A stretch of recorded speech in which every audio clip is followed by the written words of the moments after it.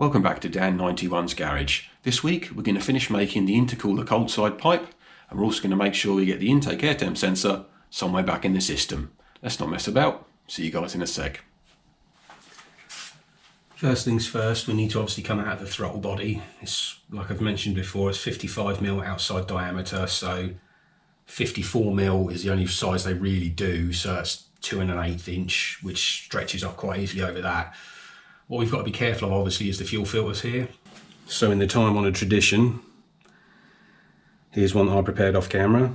So 54mm silicon and alloy, then a 51mm dump valve fitting, because I do want a dump valve on it, so I've got a dump valve T, and I've stretched a 51mm over a 54 because I prefer to stretch them up.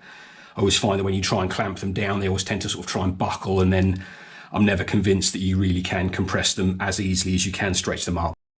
So I've trimmed that one down to the minimum it can be and still have its band clamp on it, and I've also done the same this end. I think that took about 45mm off, and this took about 15 here and perhaps 20 off that one. So haven't adjusted this end yet because I don't know how far this is going to have to come out to sort of fit itself in between the battery and the distributor cap, basically. So we'll just pop him on there. And obviously you can twist that around and he fits quite nicely in there. So just line that up, make sure the top of this is horizontal, and I'm just eyeing it against the seam at the back there. So that's cool, and that's on there.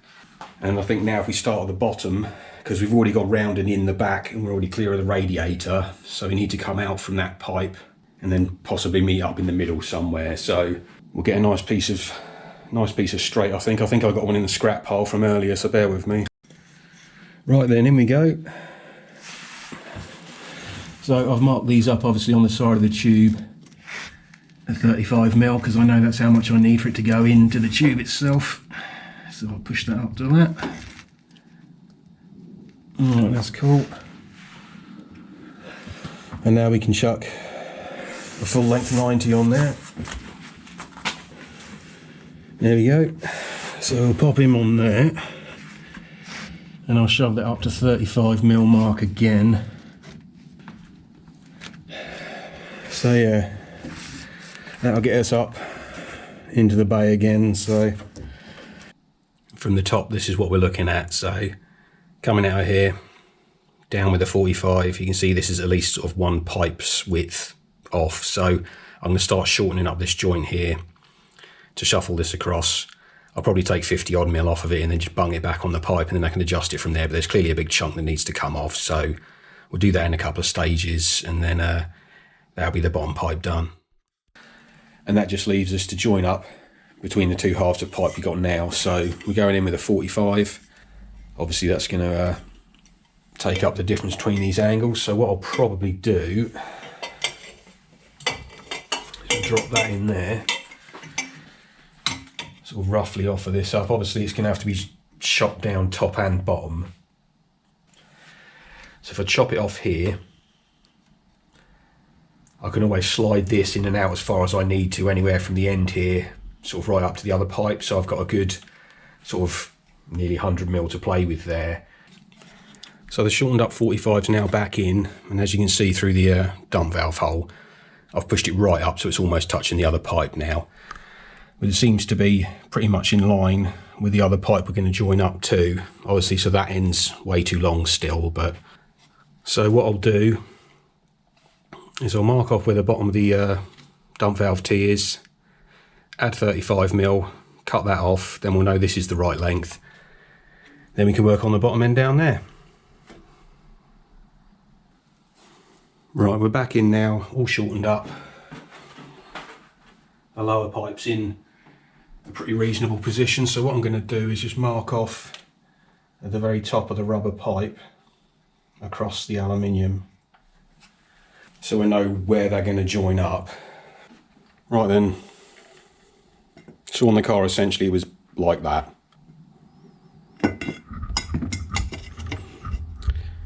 So we've got 100 till the start of the bend. We'll add 5 just to be nice, 35 for overlap,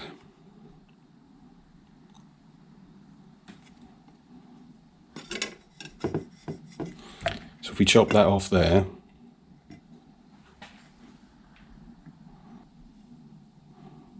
and take 60 off the rubber hose. Should all line up. And there it is. So come out on the reducer, round with a 90, back round in with another 90. Up under here, nice piece of straight. This was actually a reject from the other side because it was a little bit short, so I've popped him on there. Worked out lovely. And then we join on to the bottom of this 90. Up with the 90 silicone there into a 45. So 45 up and round here into our dump valve fitting, another 45 into another 45 in the throttle body. So this is the only joint we've got left to work on. Find the end of the tube, or I might just mark it off on here, leave myself 35, although I do need as much of this alloy pipe sort of exposed as possible to put the intake air temp sensor boss into. So just quickly. So yeah, shorten that up, then we can get the boss mounted in that alloy pipe. Pipes are off the car now, so we'll line it back up, 85 on the rubber, but we are using a thinner band clamp, so instead of the usual 35, I think I just give it 30 on this one. So we're going to need 30mm from the end of there to there, which means we can take 55 off. So yeah, 55 off, back on with the clamp.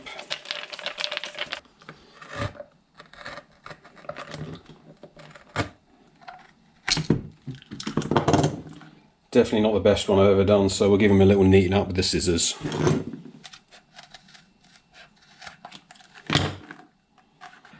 So this is the intake air temp sensor plug. Originally the intake air temp sensor is up in the top half of the airbox. So thankfully it reaches to 2 or 3 different positions here. Ideally we're going to get it into this metalwork. So what I've been doing is playing around with how to get in the pipe. So this is a scrap piece of intercooler pipe that I've been playing with. So we took the original rubber bung out of this, or the rubber boss, that's just sort of pushed out from the inside. We've removed the temp sensor itself. So what I've done is I've pressed a flat onto the tube to obviously allow this to sit flush. So it sticks through a little bit on the inside, but that's okay. There isn't much else we can do about it because it fits this sensor perfectly. So the sensor itself, I've had to dig through the plumbing supplies box, and I found myself a rubber washer that fits on there to help seal against this surface. Then I've got myself a sump washer, which I've had to Dremel out to 13mm to fit over the main body of the sensor. So that goes on there. So that's now going to seal to the rubber, because obviously it's hard, soft, hard, and then soft again. So that then pushes into that. Originally on these 4 ribs there was sort of like a little arrow point here on the main body that stopped the sensor sort of falling out when it was naturally aspirated. Obviously that's not going to do anything for us, because the problem is as soon as you put boost into this, this is going to blow out and make one hell of a crack and a pop. So I filed them down. So that's how we're going to put that in. I wanted to keep the original sensor mainly because I know that the Toyota ECU is going to be expecting the calibration that this sensor has for temperature versus resistance. So I didn't really fancy buying another temperature sensor that may or may not have the same calibration. Also, I wanted to use the parts I had. So I already got the sensor, already got this, and the idea is to do it with the bits you've got. So essentially, this is a little cardboard template of a metal plate I'm going to make up. So the idea is you pop that piece of slitted silicone around it. Then we're going to use a couple of Jubilee clips or cable ties or something to hold over the top of this when it's made of metal, obviously. And then that will press the whole of this assembly into the tube. So we should be able to seal rubber to the tube, then rubber to the metal washer, to the rubber washer, to the plastic flange on the intake air temp sensor. So this is a bit of 2mm strip that we're going to use, and if you're wondering why I've chosen 2mm thickness, it should be enough. And when the ears are this short, I don't think it's going to have any problem with flex. And the main reason is when you put that on there, you've still got to clip the original plug back over the top of it. and any thicker material than that, you can't get the plug back on. So 2mm is going to be fine. We'll draw him up and then we'll start bashing some metal. And by the way, it really is that cold at the moment. Yeah, it's freezing cold. I can barely feel my fingers and toes, so I'm going to fire up the montage, stick the heater on, and I'll show you some progress when we're done. So I marked out the positions for the bends and the holes I needed to drill. Punched and scribed the centre circle shape.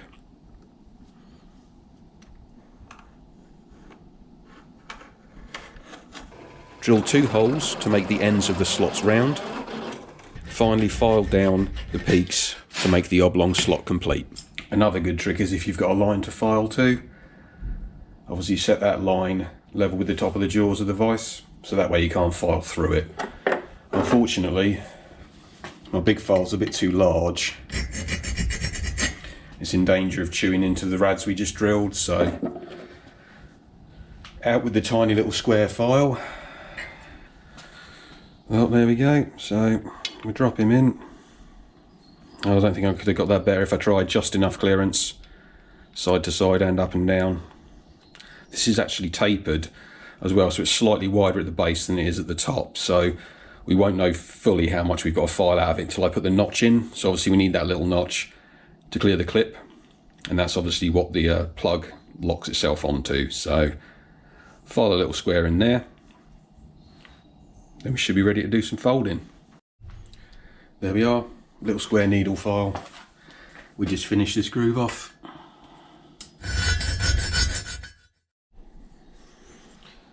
Right, so time for a bit of bending. We've already bent the first one up. It's still freezing cold.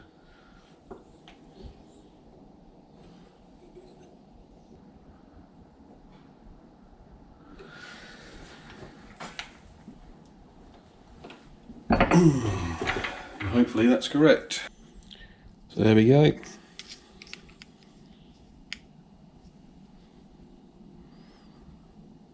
From the bottom of the bend to the beginning of that opening is about 14.5 that side. So it was about the same that side, so that's not too bad. We've got about 48 in the middle, so that's cool.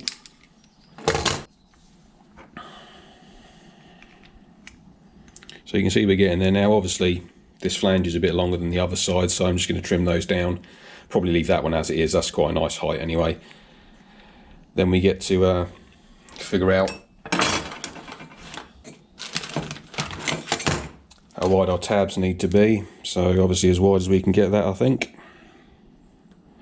About 10mm, because the Jubilee clips are 9 and this is about sort of 8 or 9 as well. So we'll leave a nice 10mm there. Cut some slots in it and chop this up. But yeah, not bad.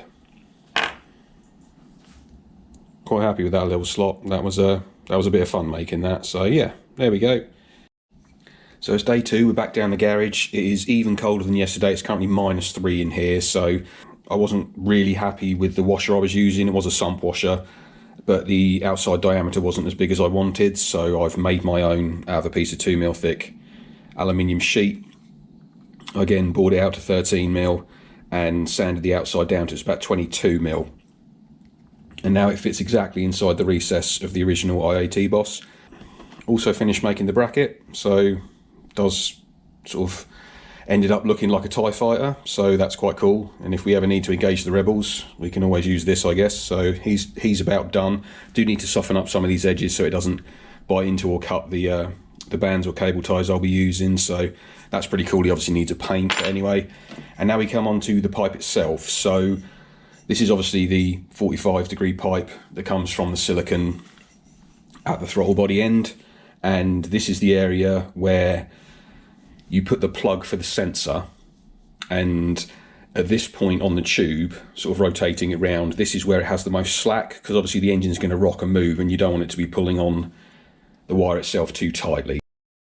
So this is where we need to press a flat onto it. So if we go over to the vise, we'll see the quite frankly, NASA spec equipment we'll be using for this next part of the build. And there it is. It's a G-clamp in a vise.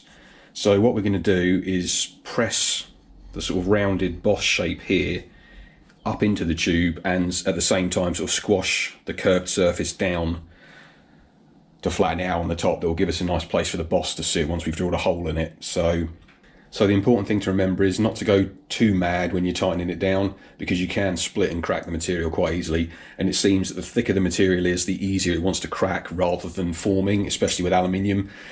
So if we line that up with the center of the pad that we want to press it on, it's about there, we can then mark up at the back here how far we need to put it on, because obviously we won't be able to see what we're doing. And then obviously the main reason I've got this line here drawn across towards the edges so that we can rotate this round so we actually end up with the pad in the correct place. According to my calculations, that should be somewhere about there. Okay, well, here goes nothing.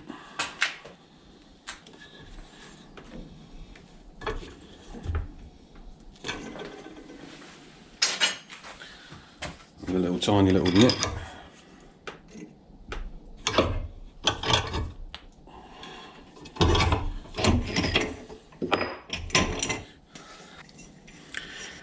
Getting there, not too bad. It's actually pretty central to where we wanted, so that's cool. You can just see a little bit of crazing starting to happen on the outside, but there's no cracking or anything, so I think we'll go with that.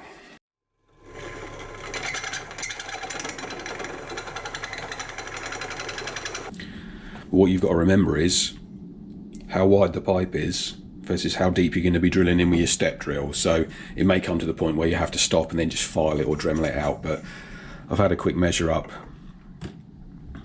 with my engineer's eye, and we should be about 6mm clear, I think. So there it is, all sorted. Tidied up the outside with a bit of sandpaper just to take off any sharp edges. I cut the burr off the inside of the tube just using a Stanley blade through the hole, and now the intake air temperature sensor boss fits in there lovely. So he just pops in there. By the time we got the clamps on and squeeze that down, I think that's going to work out nice for us. It does stick through that far into the tube. It's about sort of 12 to 15mm gap at the bottom before it touches the other side. That's why I've put the spacer in as well, to help jack this out a little bit as far as I can go out while still using one of the seals that's sort of in the rubber.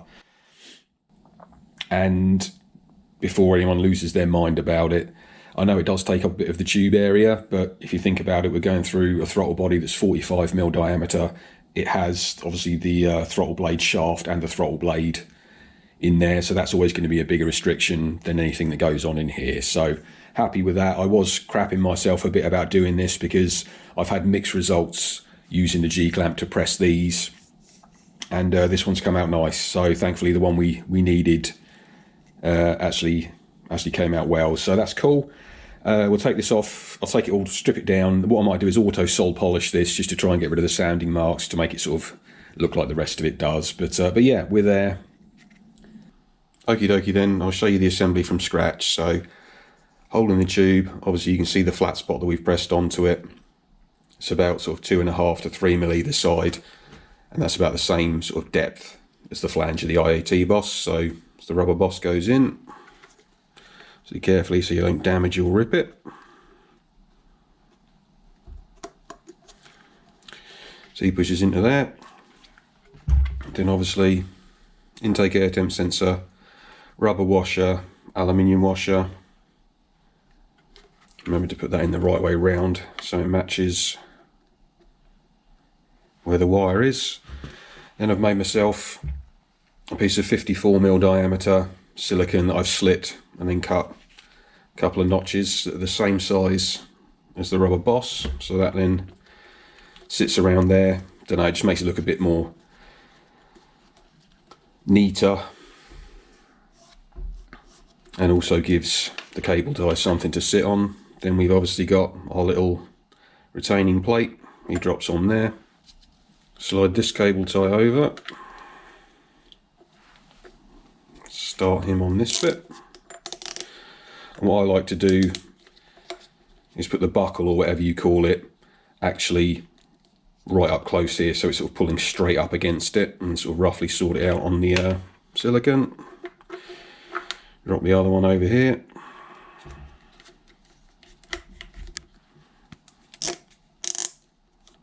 Zip that one up. Roughly there, I think. So tighten them up evenly. Obviously put the straps nicely on the piece of silicone. That's on there. Tighten them up sort of one click at a time. And then before you know it, you're going to try and get these sort of bands at the top to be almost as flat as you can on there, I think. So you're basically going with that. It seems pretty solid to me. And there's obviously always the option to replace the big ass cable ties with some Jubilee clips instead. Then you can really sort of drive them down. But and at the end of the day, what we're trying to do is stop it blowing out when the boost comes, and it certainly feels solid when you pull on it. Well, that's it for this week. Hope you guys enjoyed it. Hope you got something out of it. Don't forget to like and subscribe, and I'll see you on the next episode. Take care.